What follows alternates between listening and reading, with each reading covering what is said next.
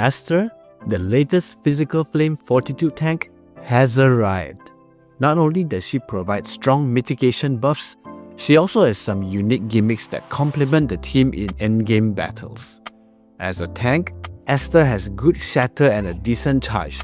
She also applies Armor Dissolve when her weapon is fully charged.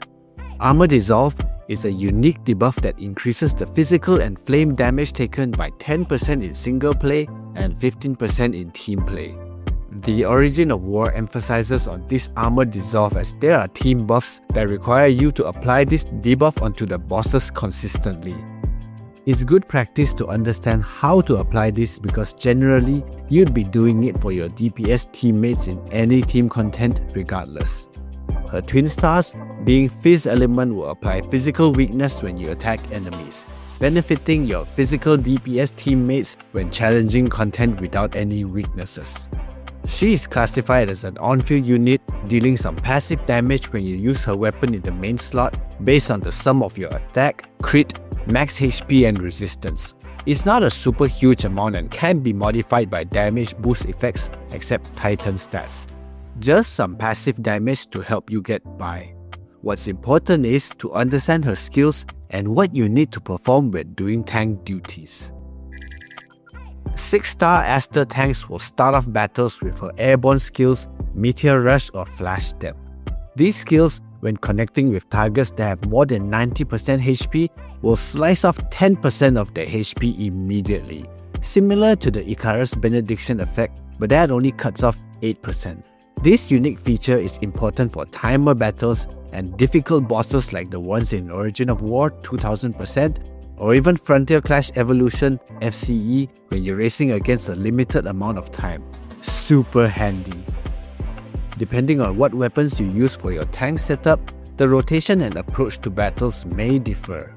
In the meta tank comp of Asuka, Meryl Ironheart and Aster, you'll start the battle with Asuka's skill to generate the AT field, followed up by Meryl's discharge for the immediate taunt and hyper body.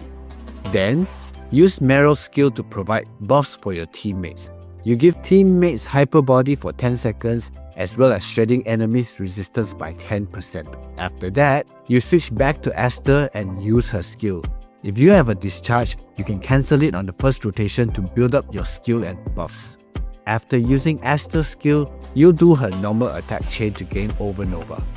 Once you have the Overnova stacks, using the whole attack skills Edge Grip, Boost Strike and Drift Star Waltz will give you a 60% damage reduction. 60%! If your Aster is 5 stars and combined with the AT field of Asuka and Meryl's own damage reduction, you're looking at a serious meat shield, tank unit. It's important to understand after gaining Overnova and unlocking Prism Blade, you need to use this sub-skill to taunt enemies and further buff your allies' final damage, depending on the number of enemies you taunt within range. The faster you get to cast it, the better. For the Prism Blade sub-skill, tanks can choose to jump cancel the animation and continue with other attacks. The buff for teammates is activated immediately when you cast the sub-skill, so it's safe to cancel and continue with your rotation. By now, you should already be prepared to refresh Asuka's skill into Meryl's discharge, then Meryl's skill and back to Aster, repeating the rotation again. The skill cooldowns fit pretty well with each other. The only thing you need to pay attention to is when you swap to Asuka and use her skill. Sometimes, the weapon charge is not full and you won't be able to discharge Meryl. You'll need to attack a little bit more with Asuka to get that charge and unload Meryl.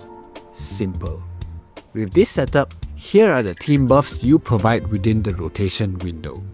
Ignore enemies 15% shield for teammates, reduce target's resistance by 12%, shatter increased 100% depending on your AT field health level, enemies resistance reduction 10%, 20% max HP seal for 2 seconds, taunt enemies every 2 seconds for 22 seconds, teammates hyper body for 10 seconds, teammates 20% damage reduction buff, teammates 20% max HP shield for 20 seconds, 5% final damage buff up to 20% max depending on the amount of taunted targets, This charge can grant allies damage immunity 1.5 seconds, 60% damage reduction, 10% HP cut on enemies when battle starts, force impact, armor melt, weapon weaknesses of Phys and Volt. Amazing! Now, let's look into another possible combination of 2 tank weapons and 1 buffing weapon. We use the example of a team that buffs Frost with Ine as the 3rd weapon. You open up the battle with Aster flying in to slice off that delicious chunk of HP. Then, you'll land and discharge Meryl, use Meryl's skill and then discharge Ine for the Team Frost damage boost.